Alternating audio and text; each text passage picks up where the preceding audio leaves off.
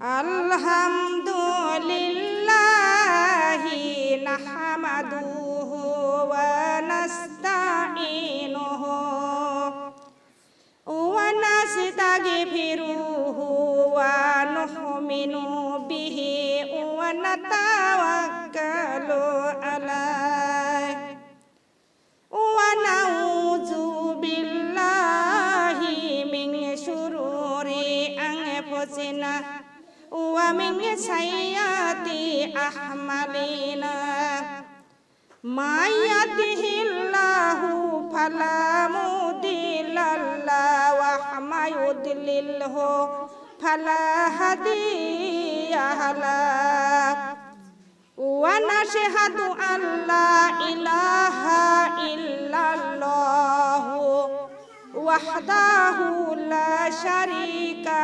লাহু ওয়া নাশহাদু আন্না মুহাম্মাদান আবদুহু ওয়া রাসূলুহু আরসালাহু বিল হাক্কি বাশীরা ওয়া নাযীরা ওয়া দাঈআন ইলাল্লাহি বিইজনিহি ওয়া সিরাজাম মুনীরা ফাকাদ ক্বালা আল্লাহু তাআলা ফি কালামিহিল মাজিদ ওয়াল ফুরকানিল হামিদ।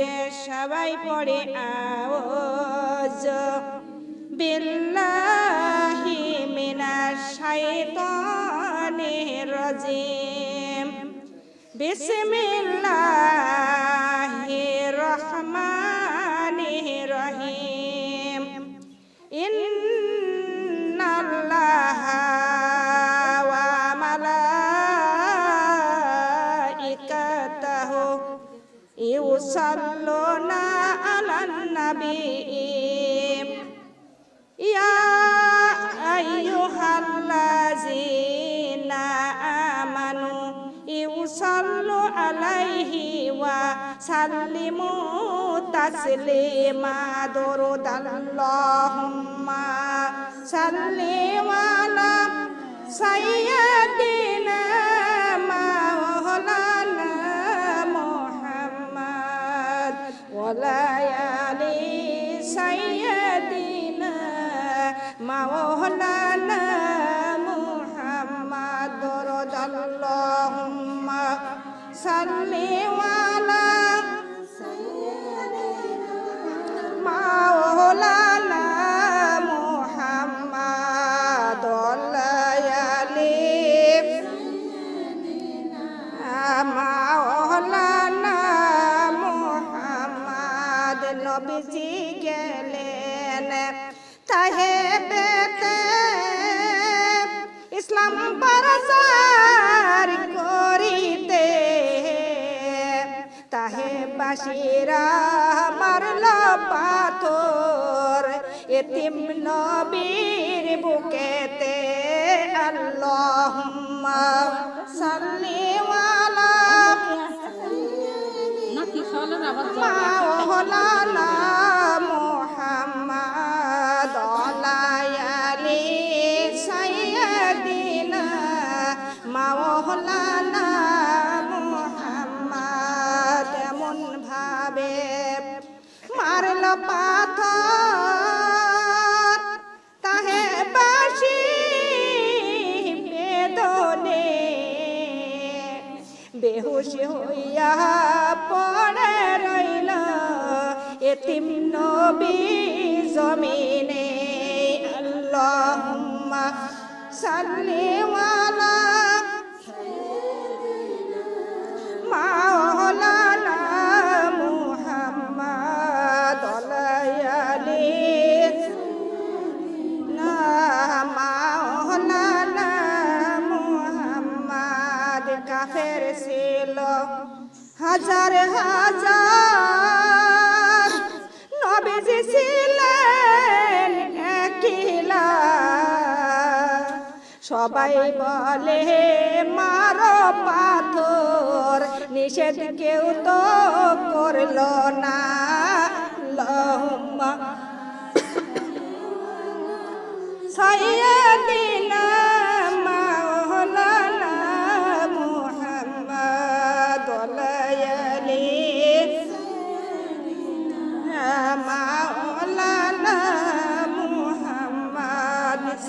শ্রাবণ মাসের বৃষ্টির ফোঁটা যেমনি পড়ে ওই জমিনে,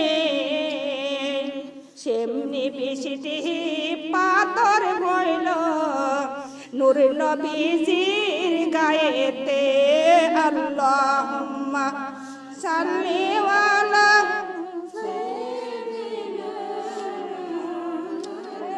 মুহাম্মাদ ওয়া আলি সাইয়্যিদিনা হাবিবানা মুহাম্মাদ। বালাগাল ওয়ালাবি কামালিহি কাশাফাত জামি জামালিহি হাসনাত জামিউ খিসালিহি সাল্লু আলাইহি ওয়া আলিহি।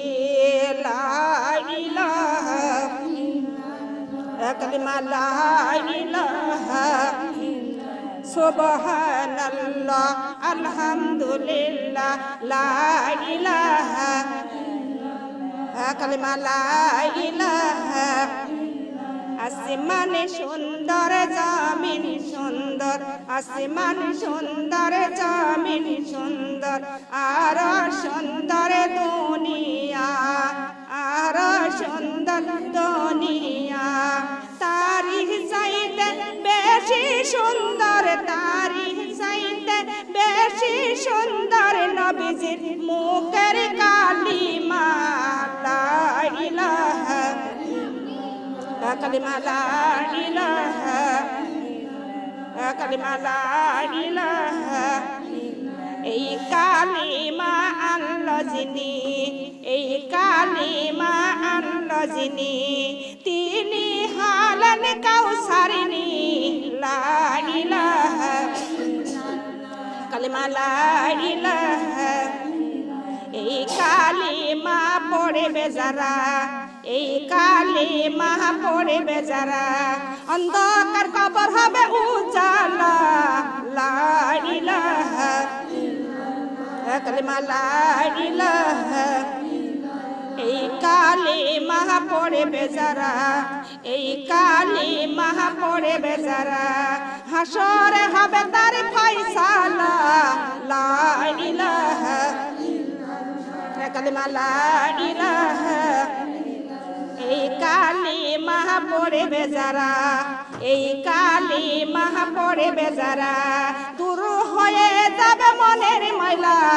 লা ইলাহা কালিমা লা ইলাহা কালিমা লা ইলাহা ইল্লাল্লাহু মুহাম্মাদুর রাসূলুল্লাহ সাল্লাল্লাহু আলাইহি ওয়াসাল্লাম। উপস্থিত দিনদার মুসলমান প্রিয় মা বোনেরা, সবার প্রতি আন্তরিক সালাম, আসসালামু আলাইকুম ওয়া রাহমাতুল্লাহি ওয়া বারাকাতুহু। সবাই ভালো আছেন? আলহামদুলিল্লাহ, আল্লাহর রহমতে আমরা সবাই ভালো আছি এবং সুস্থতা আছি। আমরা মহান আল্লাহর দরবারে লক্ষ লক্ষ কোটি শুকরিয়া জানাই। তিনি আমাদের সারা জাহানের মধ্যে যত জীব সৃষ্টি করেছেন, সমস্ত জীবের শ্রেষ্ঠ সেরা করে আমাদের এই জমিনের মধ্যে পাঠিয়েছেন। সবাই আমরা বলি আলহামদুলিল্লাহ। আর আমরা অসংখ্য শুকরিয়া জানাই, তিনি আমাদের আখিরি নবী হযরত মুহাম্মদ, সবাই বলে সাল্লাল্লাহু আলাইহি ওয়াসাল্লামের উম্মত করে এই জমিনের মধ্যে পাঠিয়েছেন। সবাই আমরা বলি আলহামদুলিল্লাহ। আর আমরা অসংখ্য শুকরিয়া জানাই, তিনি আমাদের দ্বারা দ্বীন ও ইসলামের কাজ করাইতেছেন এবং বাড়ির কাজকর্ম মুক্ত রেখে, শরীরটা সুস্থ রেখে মহান আল্লাহর দরবারে আসা ও বসার তৌফিক আল্লাহ দান করেছেন। সবাই আমরা বলি আলহামদুলিল্লাহ। আল্লাহর খাস রহমত ছাড়া এই জান্নাতের বাগানে কেউ আসতেও পারে না এবং বসতে কেউ পারে না।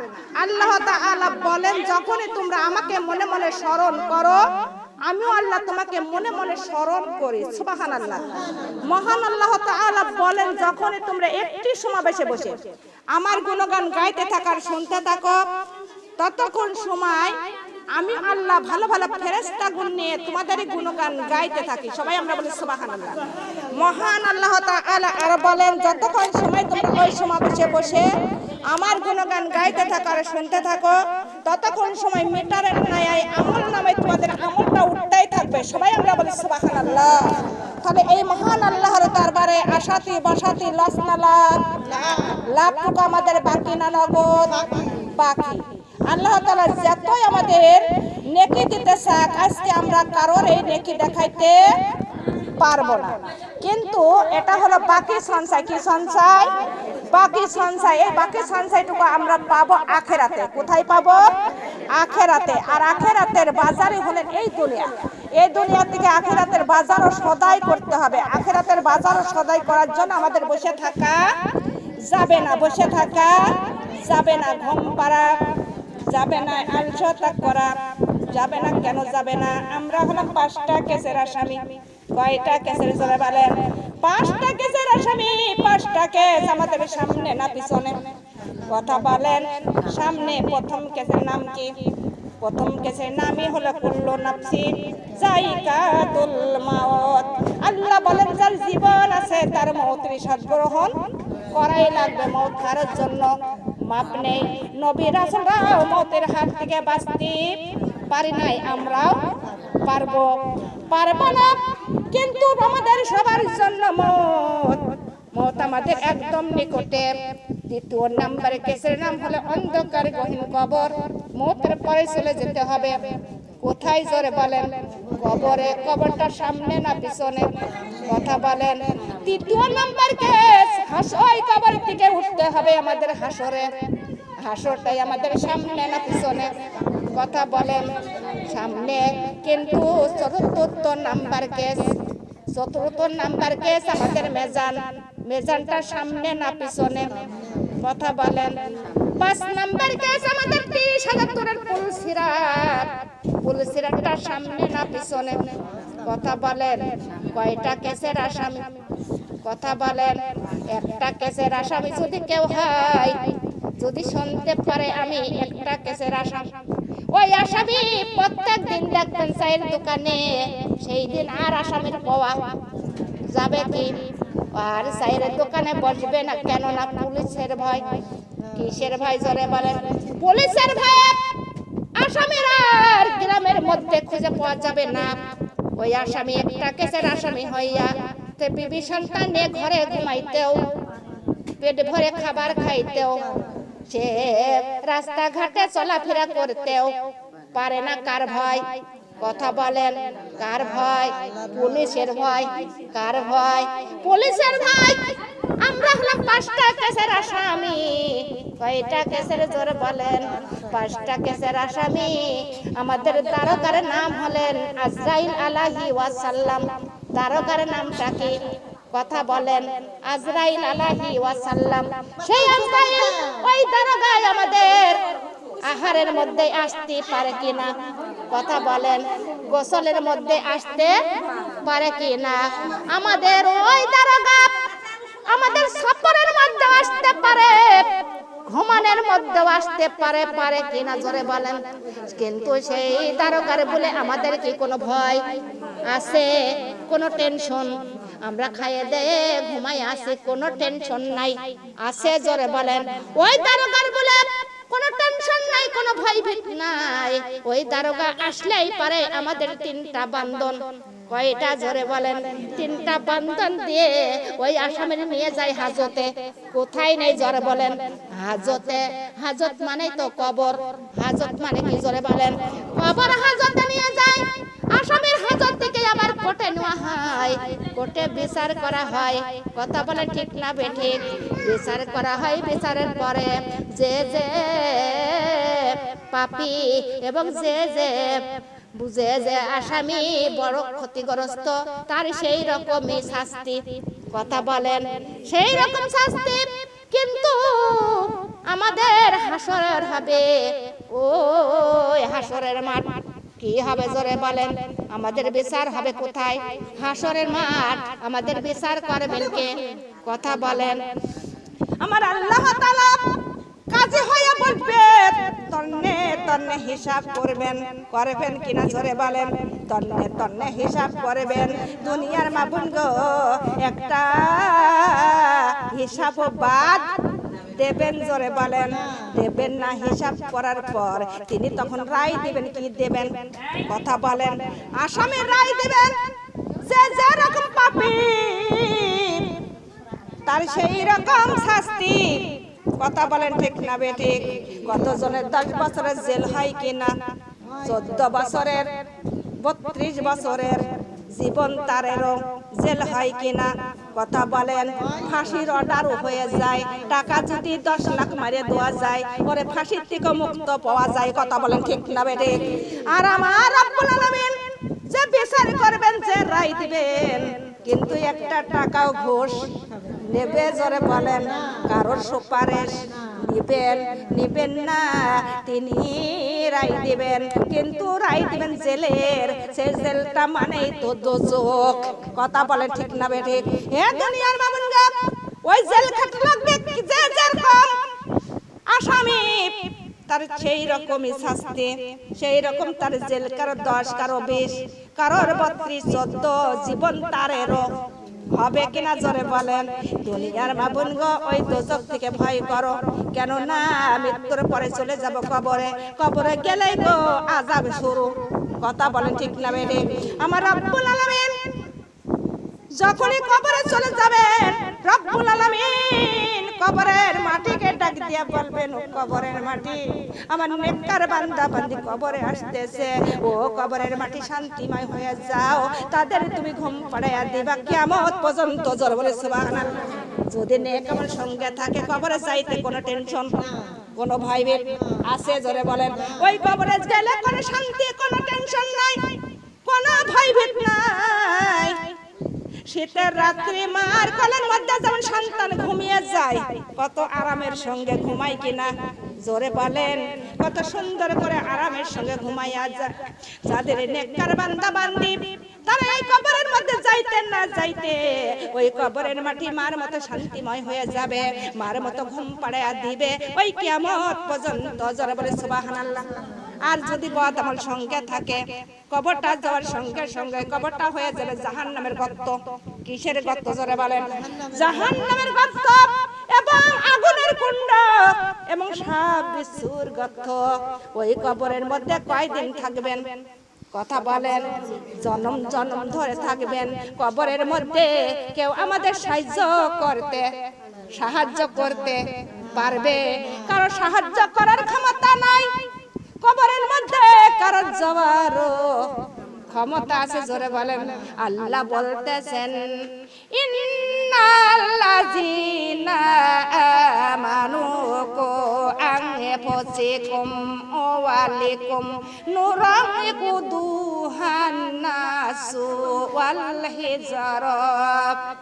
আমার আল্লাহ বলতেছেন, হে নেককার বান্দা বান্দি, হে ঈমানদার বান্দা বান্দিরা শুনে নাও, ওই দোজখের আগুন বানানো হবে একমাত্র মানুষ আর পাথর দিয়া। জোরে বলেন নাউজুবিল্লাহ। কি দিয়া? জোরে বলেন। মানুষ ও পাথর দিয়া জাহান্নামের আগুন বানাবে। ঘোষণাটা কার? কথা বলেন। আল্লাহর ঘোষণা। কিন্তু সেই জাহান্নামের আগুন হবে সেই মানুষগুলো কারা? কথা বলেন। কারা? যারা ক্ষতির মধ্যে আছে কিনা? জোরে বলেন। হে দুনিয়ার বাবুল, আল্লাহ বলেন, ও আল্লাহ সিরি ইন্নাল ইনসানা লাফি খুস। আল্লাহ বলেন, সময়ের কসম, মানুষ বড় ক্ষতিগ্রস্তের মধ্যে এবং ভুলের মধ্যে আছে কিনা? জোরে বলেন। যারা ক্ষতিগ্রস্তের মধ্যে এবং ভুলের মধ্যে আছে, তারাই হবে ওই জাহান্নামের খড়ি। কিন্তু আমাদের জনম জনম ধরে ওই ক্ষতিগ্রস্তের মধ্যে কি থাকা যাবে? ভুলের মধ্যে থাকা যাবে না। আমার আল্লাহ হলেন ইয়া রহমান, আল্লাহ হলেন ইয়া গফুরুর রহিম। আমার রব্বুল আলামিন বলেন, তোমরা যদি না জানি না বুঝিয়া উহুদ পাহাড় সমান যদি গুনাহ করে ফেলা দাও, যদি আসমান সমান গুনাহ করে ফেলা দাও, যদি আল্লাহর কাছে অনুতপ্ত হও, খাস করে তওবা করো, সেই খারাপ পথে যদি তোমরা না যাও, আমার আল্লাহ জীবনের তরের গুনাহ maaf করে দিবেন। জোরে বলে সুবহানাল্লাহ। আল্লাহ maaf করতে পারে কিনা? কথা বলেন। আমাদের maaf চেতে হবে কার কাছে? ক্ষমা চাবো কার কাছে? অনুতপ্ত হব কার কাছে? আমরা তওবা করব কার কাছে? তওবা করিয়াই আবার সেই কাজ করা যাবে? জোরে বলেন। যাবে না কেন? হযরত রাবিয়া বসরি বলেন, তওবা করতে হবে একবারই, কিন্তু বারে বারে তওবা করো না, মিথ্যা তওবা করিও না। একবারই তওবা করতে হবে, সেই তওবা যেন কাজে লাগে। জোরে বলি সুবহানাল্লাহ। এমনকি আমরা তওবা করি বারে বারে, সেই কাজই করে কিনা জোরে বলেন?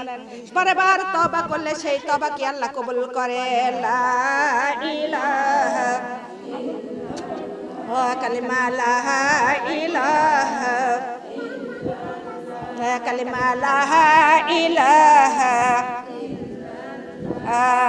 সুবহানাল্লাহ সুবহানাল্লাহ সুবহানাল্লাহর নূর, সুবহানাল্লাহ সুবহানাল্লাহ সুবহানাল্লাহর নূর।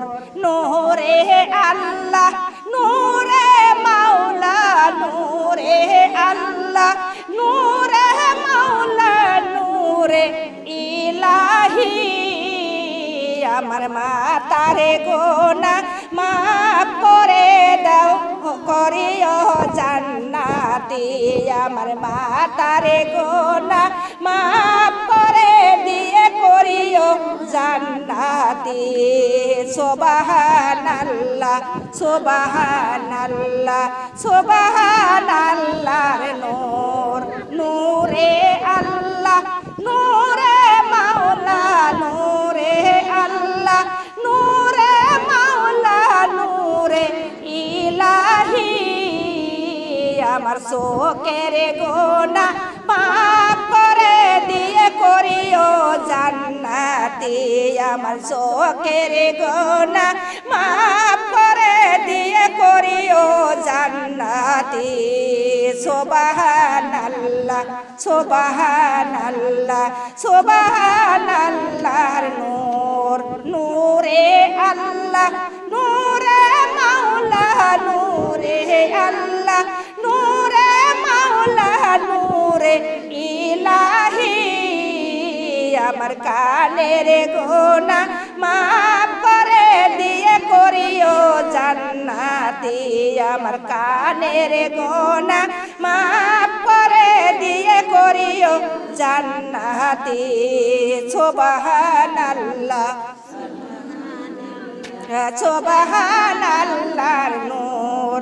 নূরে আল্লাহ নূরে মাওলা, নূরে আল্লাহ নূরে মাওলা, নূরে ইলাহি। আমার জিব্বার গুনাহ